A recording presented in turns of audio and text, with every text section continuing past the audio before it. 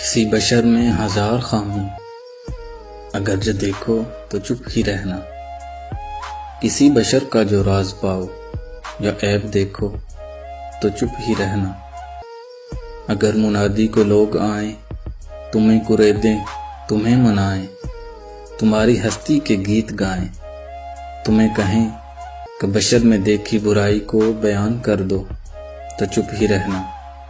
جواز یہ ہے، دلیل یہ ہے، ضعیف لمحوں کی لغزشوں کو، حرام نعتوں کی قربتوں کو، ہماری ساری خباثتوں کو، ہماری ساری حماقتوں کو وہ جانتا ہے، وہ دیکھتا ہے، مگر وہ چپ ہے۔ اگر وہ چپ ہے تو میری مانو، وہ کہہ رہا ہے کہ چپ ہی رہنا۔